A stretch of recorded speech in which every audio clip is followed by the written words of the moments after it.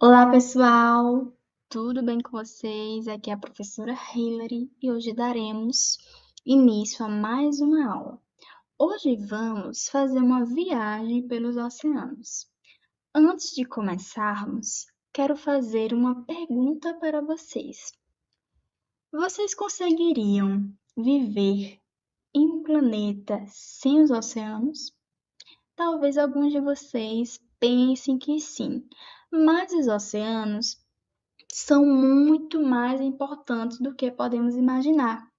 Eles ajudam a produzir o oxigênio, regulam o clima e abrigam milhões de seres vivos.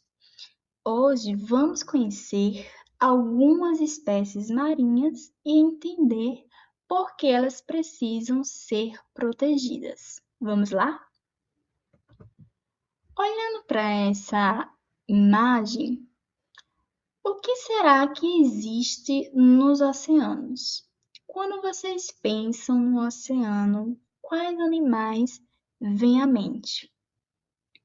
Então, gente, existem organismos microscópicos bem pequeninos que não conseguimos enxergar a olho nu, e também existem organismos maiores, como as baleias. Todos esses organismos fazem parte da biodiversidade marinha. E nesse vídeo podemos ver uma composição de variedades de animais marinhos. Podemos ver peixes, corais, anêmonas do mar, algas, esponjas e entre outros organismos.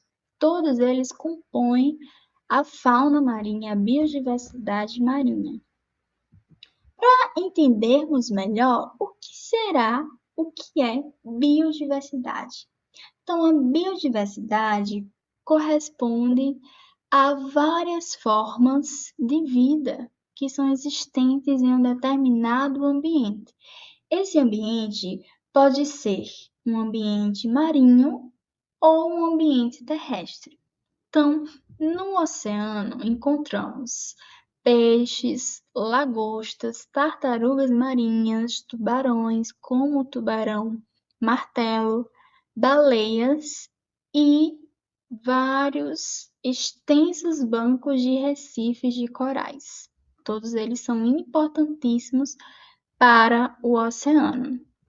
Uma curiosidade: você sabia que os oceanos cobrem cerca de aproximadamente 71% da superfície da Terra? Não? Então, os oceanos não são importantes apenas porque eles têm essa grande ocupação no planeta Terra. Eles influenciam tanto o clima, produzem esse oxigênio que respiramos, armazenam calor e abrigam várias espécies. Dando continuidade à biodiversidade, a biodiversidade pode ser observada em três níveis: diversidade genética, que é a variedade de informações e características presentes no DNA de uma mesma espécie. Como vocês podem ver aqui, nós seres humanos temos uma variedade de informações no nosso DNA e que são diferentes de outros. Diversidade de espécies, que são organismos diferentes, animais, planetas, fungos e bactérias.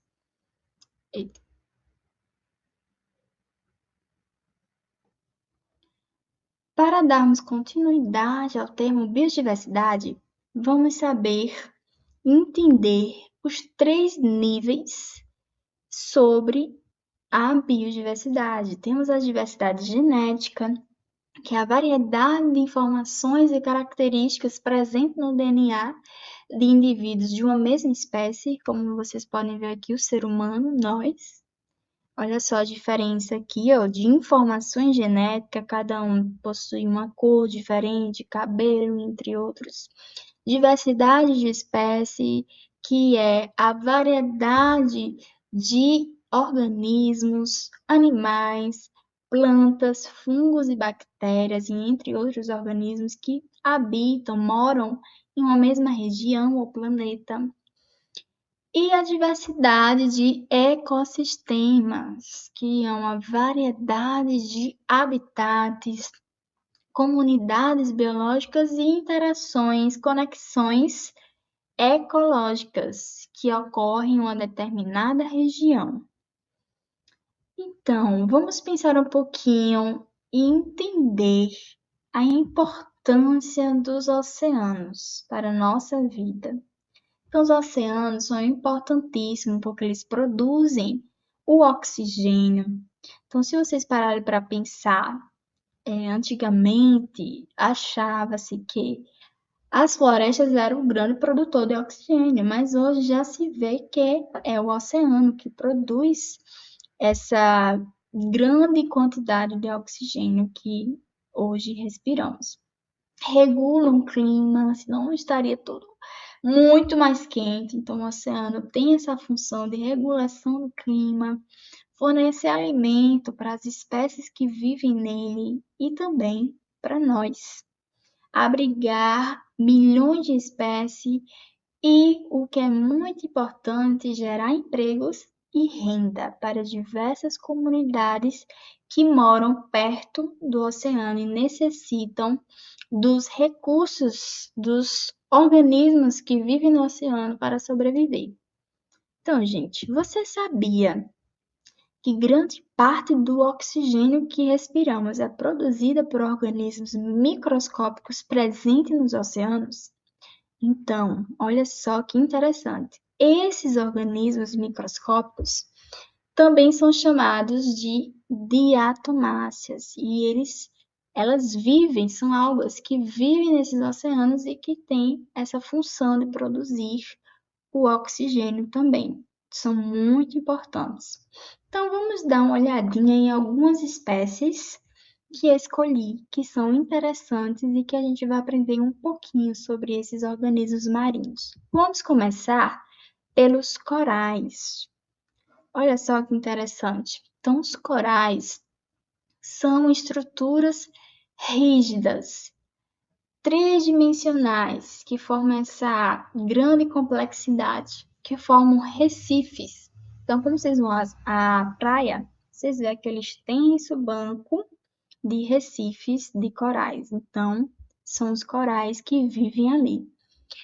Então, esses corais, eles vivem em águas rasas e quentes. Eles adoram águas bem mornas. Se alimentam de pequenos organismos por absorção de nutrientes através de algas que vivem em seu corpo, então que dão essa coloração chamativa. Essas algas são chamadas de zooxantelas, importantíssimas.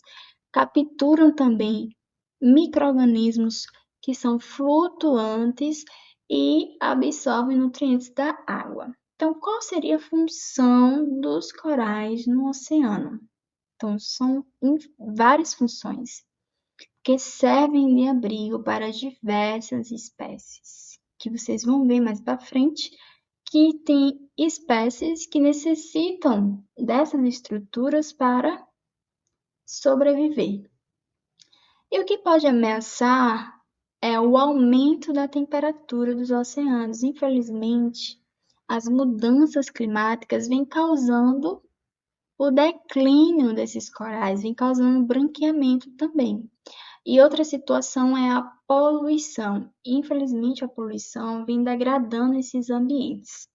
Uma curiosidade, gente: um recife pode abrigar aproximadamente 25% das espécies marinhas, mesmo ocupando menos de 1% do fundo oceânico.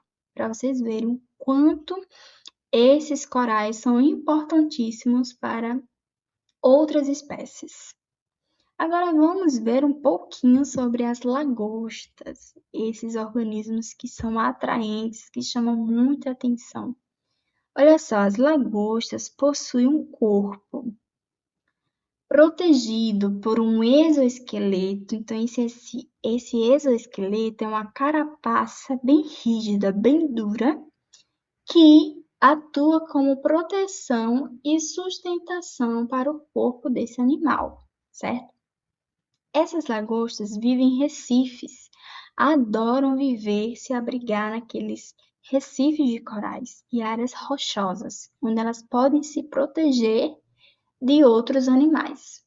O que elas comem? Possuem uma alimentação bem ampla, comem moluscos, pequenos invertebrados e matéria orgânica. A sua principal função no oceano é ajudar a manter o equilíbrio das cadeias alimentares. Infelizmente, a pesca excessiva vem ameaçando as populações naturais dessas lagostas. Outros animais importantíssimos são as tartarugas marinhas. Olha só que lindas, que chamam bastante atenção. Possui um casco bem rígido, vocês já viram, né? Aquela tartaruga marinha bem grande, tem aquele casco bem grande. E possuem também nadadeiras que facilitam a sua natação no oceano. Essas tartarugas marinhas gostam de ambientes com temperaturas amenas e também morninhas. Se alimentam, dependendo da espécie, de algas e de águas vivas, que são aquelas medusas que ficam no oceano, e pequenos animais.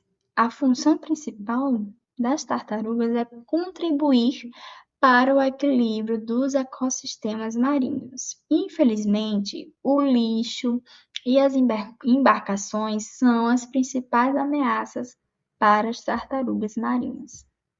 Olha só os tubarões, que são animais bem chamativos, ferozes.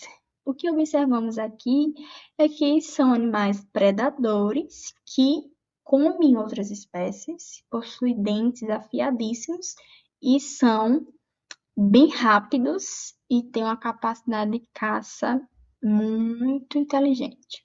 Então, onde eles vivem? Vivem em diferentes regiões dos oceanos, comem peixes, lulas e outros organismos. Então, tem a função principal de controlar populações de outras espécies, principalmente quando é uma população que é uma espécie que não mora ali, certo? Uma espécie, digamos assim, uma espécie exótica, que não é daquela região, ok? Então, eles têm essa função de controlar populações de outras espécies. Infelizmente, a pesca predatória também é uma ameaça para os tubarões. Olha só que interessante, que animalzinho mais lindo é o peixe palhaço. O peixe palhaço é um pequeno peixe que tem uma coloração vibrante que chama atenção, que na maioria das vezes é laranja com listras brancas, e eu tenho certeza que vocês já assistiram o filme dessa espécie, que é chamado de Nemo. Então, Procurando Nemo, com certeza vocês já viram um filme sobre esse animalzinho. Então, esse animalzinho, ele vive entre as anêmonas, nos recifes de corais, como vocês podem ver aqui, ó. Eles estão em associação sempre com as anêmonas do mar. Se alimentam de plânctons, que são organismos bem microscópicos que vivem no oceano, na coluna d'água. Então, eles se alimentam disso. E também de outros organismos pequenininhos. E a sua função é participar das cadeias alimentares e manter relações ecológicas importantes, como ele está mantendo aí uma relação ecológica importantíssima, que é essa relação entre esses peixinhos e as anêmonas do mar. Infelizmente, a destruição dos oceanos vem afetando, a destruição dos recifes vem afetando a população dos peixes palhaço. Então, o que aconteceria com a vida no planeta se os oceanos deixassem de existir? Como é que seria? Nossa, não daria nem para pensar, né? Seria um problemão.